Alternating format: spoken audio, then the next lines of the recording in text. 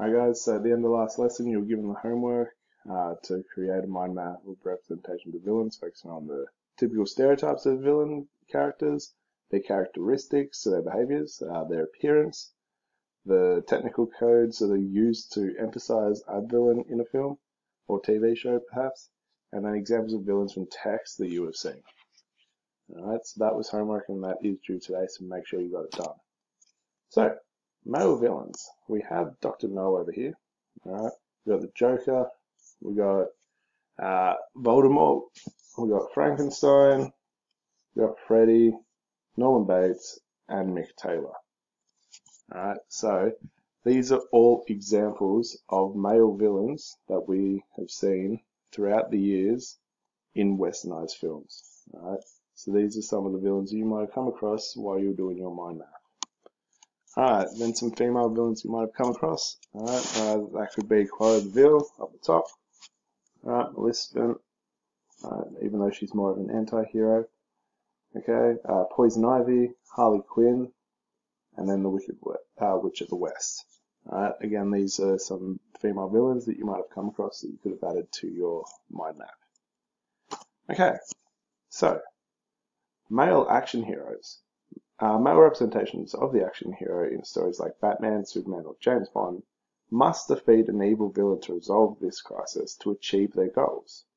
Alright, so this of course involves a series of high-intensity battles, outrageous physical feats, and selfless sacrifices. Good must always triumph over evil. Alright, so in all of these, the male action hero is always battling evil. Alright, so the villain.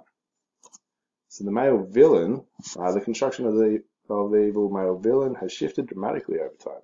Historically, the male villain has been a representation of an outsider who does not fit into contemporary society, such as rogues, vengeful characters, and misunderstood geniuses who have been wronged by the world. Alright, so back when films especially were being created, it was always an outsider, right? They didn't fit into society. So you had Dracula, you had Frankenstein's monster, right? You had the mummy. These people, these monsters, these things, they didn't fit in with society, so they fell under the category of the villain. Alright, they were also friendless or surrounded by like-minded outcasts. The motivation of the male villain could be anything from Freddy Krueger's senseless violence to the calculated and motivated supervillains of spy films like Dr. No. Alright, so Freddy Krueger, he wanted to just see the world burn. Alright, he wanted everyone to pay for burning him alive. Male villain can threaten the happiness or even the life of the protagonist, or in the case of the mastermind villain, the very existence of humanity. Alright, so they threaten the world. In the case of Christopher Nolan's Joker, they may even wish to see the world burn.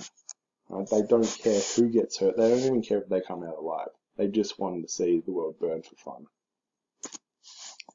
So, the next task that you're going to be doing is I've given out a handout of representations of villains. Alright, I want you to think of each question being worth 4 marks. Alright, so as if this was a sack.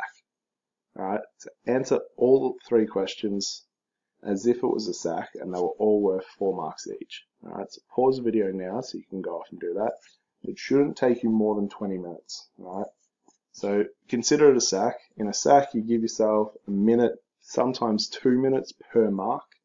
Alright, so at the most, you should be taking 25 minutes at the most to complete these 3. Alright. Once you've finished that, I want you to come back. Alright, your next activity is to complete a movie poster mockup. Alright, so for this activity, you're going to be randomly assigned with a villain. Alright, so in the PowerPoint, if you click on this, alright, it will take you to a website. It's a villain generator.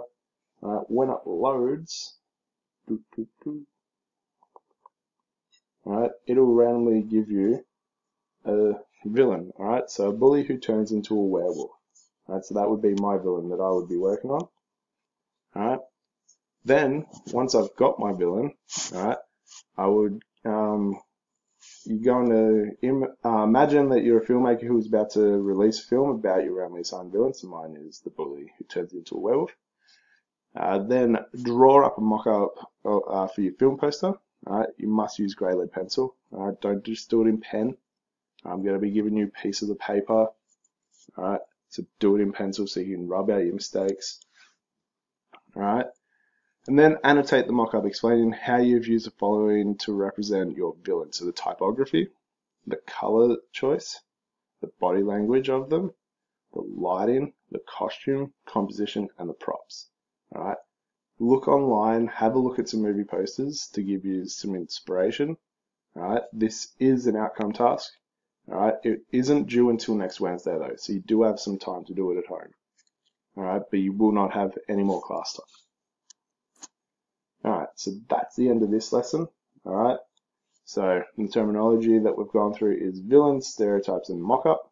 Alright, so mock-up is just a draft of what your poster would look like. Alright, gives you an idea. You can have the annotations on there as well. Alright, the activities that need to be done are the villains in text mind map. Alright, the representations of villains handout, and the villain movie poster mock-up. Alright, make sure that all gets done. Okay, the movie poster especially, because that is a outcome task, and the representation of villains handout will help you for the SAC. Alright, I'll be able to have a look at how you respond to questions and give you some feedback on how you should be responding. Alright, and what sort of terminology you should use. Alright, if you have any questions, put your hand up during class. Alright, let me know. I'll try and answer as much as possible while I'm teaching the Year 12s. Alright, good.